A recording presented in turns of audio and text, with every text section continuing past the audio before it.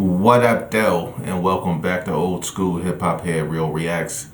I also have another YouTube channel called Rio'S, and on that YouTube channel, I'm reacting to 99% Golden Era Hip Hop. So if you're ever in a mood to watch some old school hip hop reactions, all you have to do is go to the link that I'm going to put in the description of this video.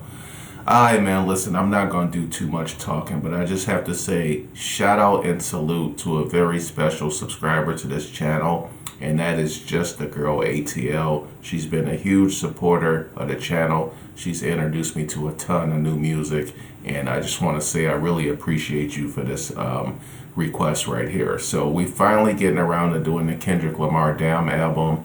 And I'm going to start it out the same way I did Good Kid, Mad City. I found this little documentary because I want to get a little bit of context to what the album is about, because Kendrick is so intricate and so fucking layered that I don't just want to be clueless the whole ride, you know what I'm saying? So this is a little bit of a cheat code. I guess it would be like the Cliff Note version of just catching up, getting up to speed. Because y'all know I never listen to Kendrick's music. So far, I've listened to GNX and I've listened to Good Kid, Mad City, and I've done just random requests. So I don't know what order of Kendrick's of albums. I don't know what number this album is in the order of Kendrick's discography. I did see something about this one in a Pulitzer. So yeah, man, I just wanted to get a little bit of context, a little bit of background, just trying to get a feel on where and when this was all going down for Kendrick's or in Kendrick's career. And so with that being said, this joint is called Kendrick Lamar, Why Damn is a Contradiction. So this isn't even going to be a positive Kendrick video probably. All right, let's get it. If you catch that, Lamar stated views on police brutality with that line in the song. Lamar is just like on a whole different way. The po-po want to kill us in the street. Oh, sure. Getting on the track with Kendrick. I can never tell what he's going to do. I say that hip-hop has done more damage to young African Americans than racism in recent years. Kendrick Lamar Duckworth is arguably one of the most influential rappers of this generation. Born and raised in Compton, California, Kendrick has proven his rap abilities and creative dexterity from a young age. Hold on, this nigga's name is Kendrick Lamar Duckworth. So Duckworth is the last name. I thought that was just his dad's nickname. Damn. Under the pseudonym K-Dot. His mixtape, Youngest Head Nigga in Charge in 2003 gave a young K-Dot local recognition, and it led to him securing a record contract with Top Dog Entertainment, or TDE, at just 16 years old. Under this label, K-Dot will release multiple mixtapes. He dropped Training Day 2 days before his 18th birthday, then No Sleep Till NYC in 2007, working heavily with upcoming rappers J-Rock, Ab-Soul, and Schoolboy Q. Wow. After receiving a co-sign from Lil Wayne in 2009, K-Dot released C4. In the same year, the Kendrick Lamar EP was released. And it was also around this time where he shed the stage name K-Dot, he proclaimed his birth name as his rap name, Kendrick Lamar. I can tell you what it is, I can tell you what it isn't. No more K-Dot, my mother had named me Kendrick. Fuck a stage name, that's the name that I was given. And finally, Kendrick's last and most popular mixtape, Overly Dedicated, was released. So Overly Dedicated is a mixtape. And really started to grow his now devoted and dedicated cult following.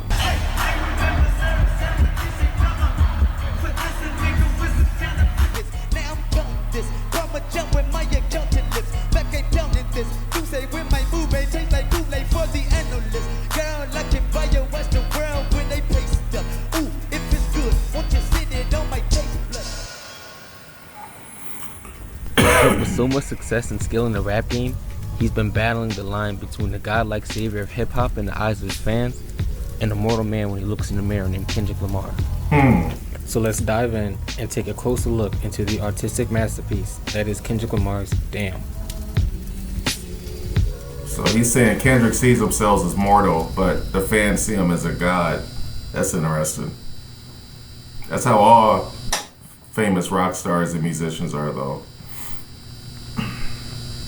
Well, in the from the fans' perspective, the fans see them as gods. I mean, A lot of them see themselves like Kendrick, you know, like as a man. But a lot of them niggas see themselves as gods too.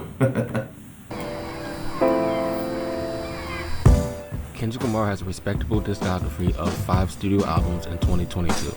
6 if you count the Black Panther soundtrack, and 7 if you count Untitled Unmastered. With every album almost immediately joining the conversation of being a classic. Through themes of street crimes, growing up in Compton, and longing for the unity of his people, Kendrick has always made music about how outside influences affected him. But it wasn't until Damn where Kendrick Lamar really started to dive in and talk about how he affected his external life and what he felt internally. The first track of the album, Blood, sets the tone and theme for what the LP is going to be about. From the first words uttered with Beckon saying, "It's a wickedness, it's a weakness." I don't need to hear none of that.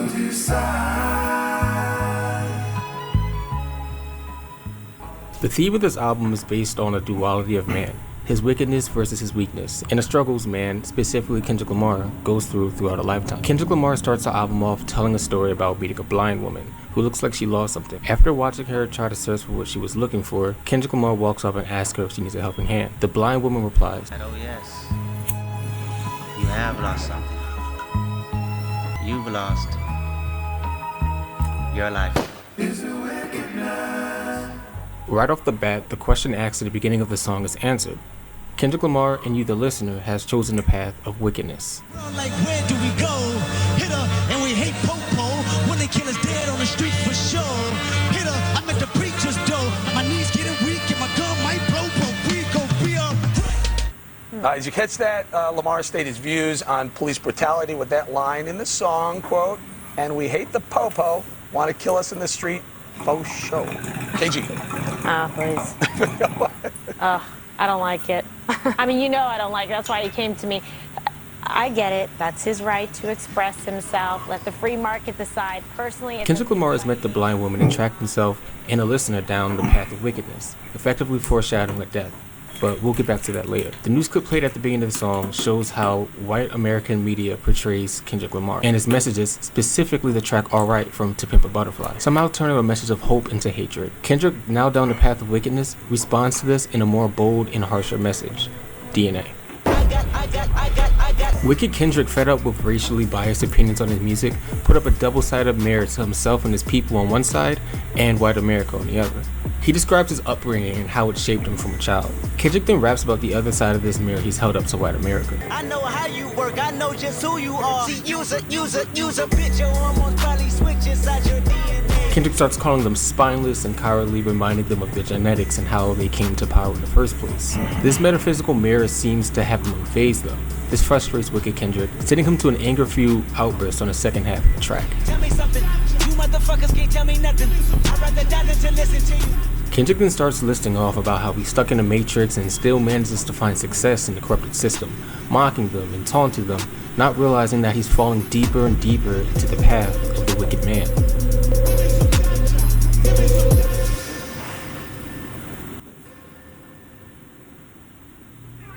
Y'all know what happens on Earth stays on Earth.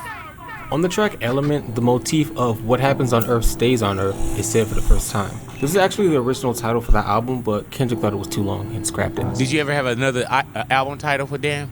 Yep. What was it? What happened on Earth stays on Earth. What happens on Earth stays on Earth. Why not that?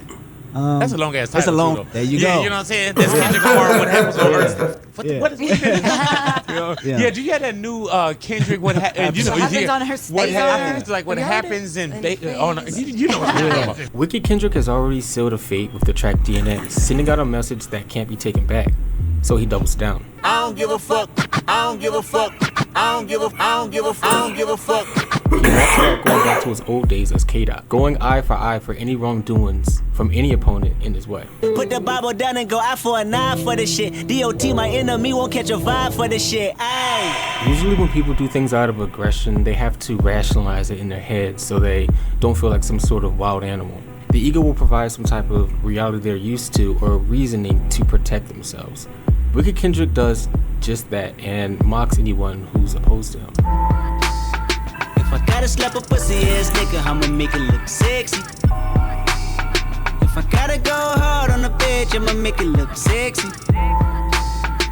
I pull up, Hop out, air out, made it look sexy. In this storm Wicked Kendrick has created, made up of hatred and aggression, he rationalizes his words and actions with the philosophy of predestination. John Calvin, a French philosopher, argues that your fate is decided long before you're born, that you're destined for either heaven or hell regardless of your actions during your life. Wicked Kendrick raps about having a very similar thought process. Damn if I do, if I don't. Goddamn us all if you won't. Damn, it's a goddamn shame. You ain't front line, get out the goddamn way. Yeah.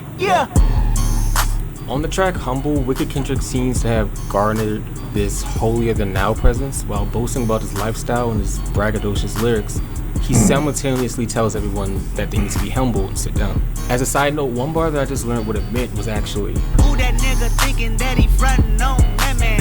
Get the fuck off my stage, I'm the Sandman. Sandman is the person who will come out to get a bad act off the stage during amateur hour at the Apollo starting in the 1930s, usually tap dancing and escorting them off the stage. Maybe you knew that, maybe you didn't. I just think it's funny to picture Kendrick Lamar tap dancing other rappers on stage. Follow me. Go. Brace yourself, I take you on the ship down memory lane. This is not a rapper, I'm slangy, crackle, wacko. Oh, no. Get him on. No. Yeah, hey, give me some Apollo music.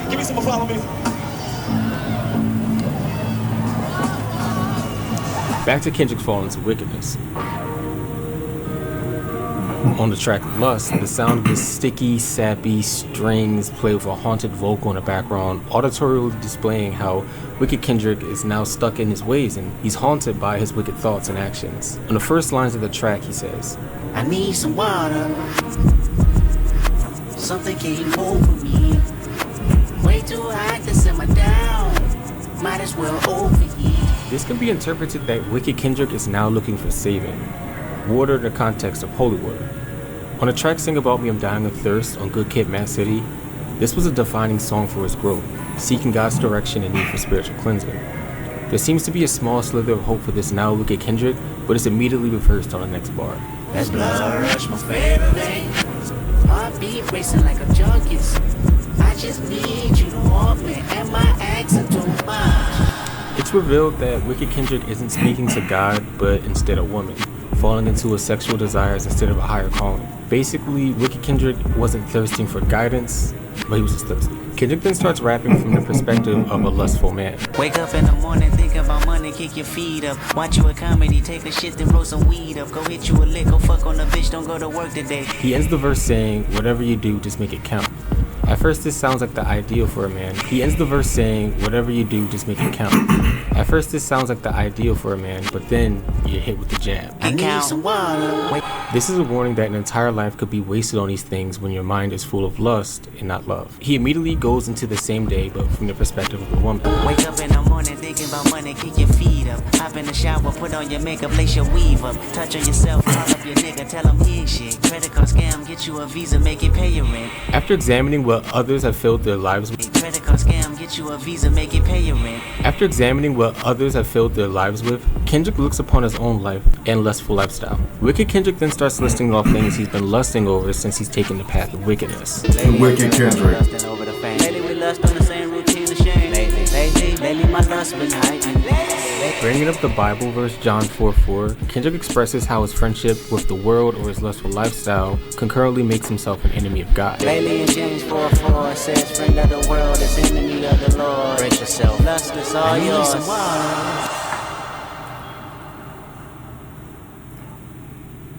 Just remember, what happens on earth stays on earth. The track Duckworth starts with Beckon making an appearance again, singing, It was always me versus the world, until I found it's me versus me. Kendrick has the epiphany that rather than overcoming the challenges the world has thrown at you, you have to first overcome his own internal challenges for anything to ever change. His lust, his fear, his pride. Rather than focusing on how the world is affecting you, you have to realize how you're affecting the world. This epiphany is explained in further detail on the track Fear.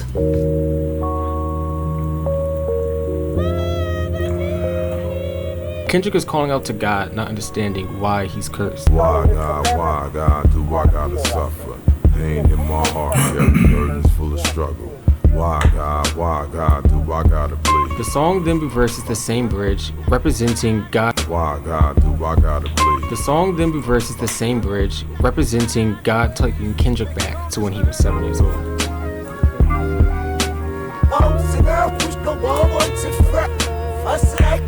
First verse played in reverse.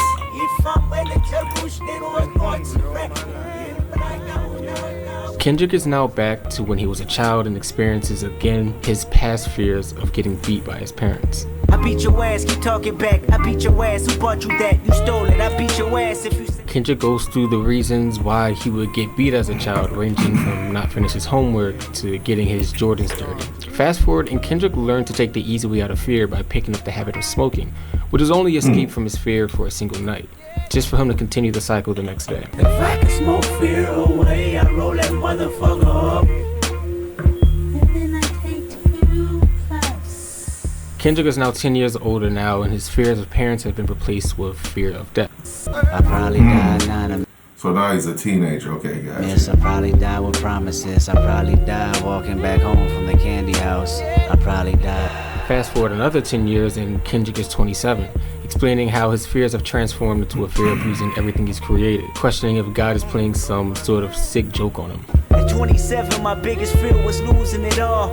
Scared to spend money, had me sleeping from hard to hard.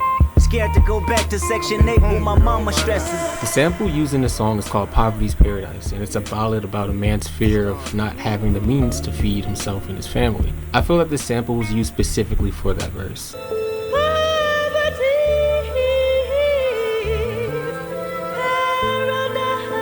I don't think I could find a way. Kendrick's fear of a child has evolved into greater fears in his adult years because he never dealt with them. They never truly went away, but just piled on top of each other to create this mountain of anxiety. After Kendrick lists off his current fears of losing creativity, losing love, and losing his humbleness, to name a few, Beckon returns to say, God damn you, God damn me, God damn Is that a us, song? God damn we, God damn us all. God has answered the question that Kendrick was asked in the beginning of the track by showing Kendrick his reoccurring themes in his life. But the question still stands of, does he take this epiphany and run with it, or does he continue to live his life in the hell that he's in? More insight to the explanation is described on the tracks XXX and God. Starting with the track XXX, Kendrick receives a phone call from a friend who recently found out that their son was killed and pleads to Kendrick for closure and spiritual help. Kendrick responds with, I can't sugarcoat the answer for you, this is how I feel. If somebody killed my son, that means somebody getting... After rapping about the rampage and hell that he would bring onto the people who killed his son, he then hangs up the phone and the song takes a hard turn where we see Kendrick talking to kids about gun control. She call you back. All right, kids, we gonna talk about gun control. Pray for me.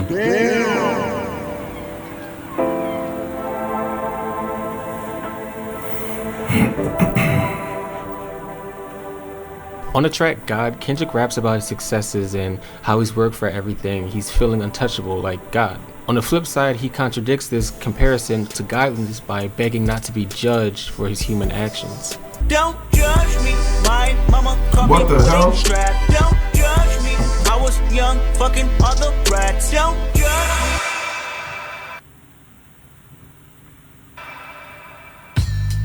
In this track, Kendrick is found in the median of wicked and weak. He tells a story of two strangers. The first, a man named Anthony. He grew up in the projects and ended up selling drugs to get himself out the projects, but continued to live his life of drugs and crime and was successful and started making a decent amount of money. What Anthony was a song was very this? lucky man, being charged with murder because of his fingerprints on a gun, but not being proven guilty. This is around the time where he meets Ducky, the second stranger, working at a KFC. Ducky is a man who just moved to California with his girl, a couple $100 to their name. Oh, Duckworth. Working his 9 to 5 and hustling on the side, Ducky knew about Anthony and how he robbed the KFC before that ended in people getting shot. So Ducky would get Anthony and his crew free food to get on their good side. Anthony eventually ended up robbing the KFC again, and had Ducky not found a way to navigate his situation without conflict, they would have both been a statistic. Kendrick then reveals the two men that he's rapping about. Because if Anthony killed Ducky, Top Dog could be serving life while I grow up without a father and die in a gunfight. I've already reacted to that one. The gunshot at the end seals the fate of Wicked Kendrick. How extraordinarily lucky was this situation? Two complete strangers who almost ended their lives ended up being Kendrick Lamar's father and boss. The two people who were extremely influential on him and molded him into the man that he is today. But the wickedness that he's chosen in the beginning of that album was never dealt with, and it took his life. It's pretty bittersweet, huh? But then the album reverses, revealing an alternative story of Kendrick Lamar's Damn. What song is this?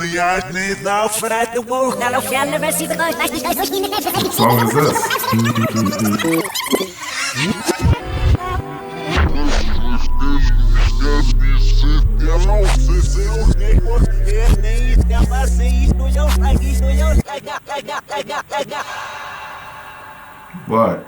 That's the end? Is it weakness?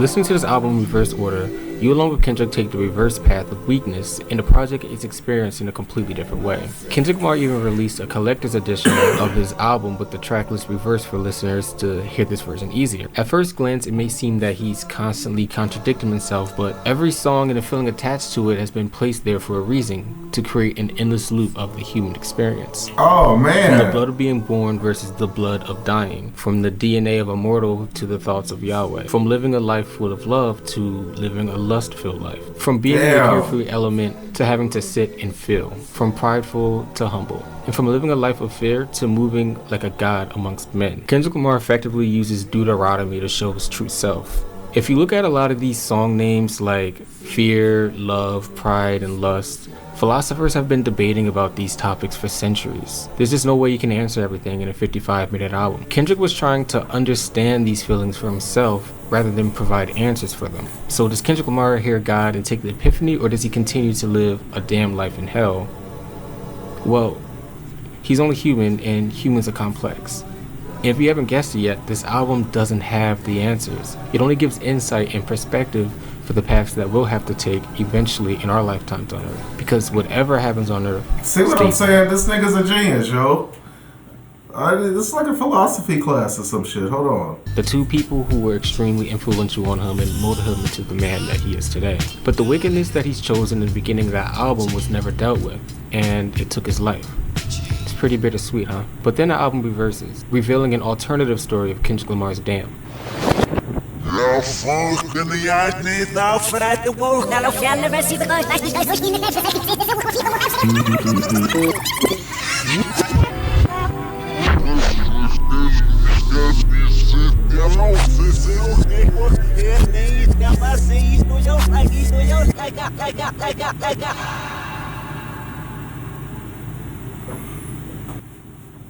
Is it weakness? Listening to this album in reverse order, you along with Kendrick take the reverse path of weakness, and the project is experienced in a completely different way. Kendrick Lamar even released a collector's edition of his album with the tracklist reversed for listeners to hear this version easier. At first glance, it may seem that he's constantly contradicting himself, but every song and the feeling attached to it has been placed there for a reason, to create an endless loop of the human experience. From the blood of being born versus the blood of dying. From the DNA of a mortal to the thoughts of Yahweh. From living a life full of love to living a lust-filled life. From being in your carefree element to having to sit and feel. From prideful to humble. And from living a life of fear to moving like a god amongst men. Kendrick Lamar effectively uses Deuteronomy to show his true self.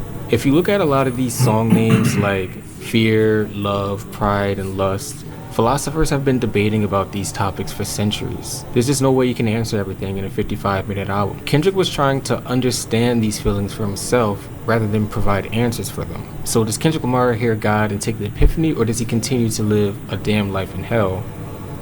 Well, he's only human, and humans are complex.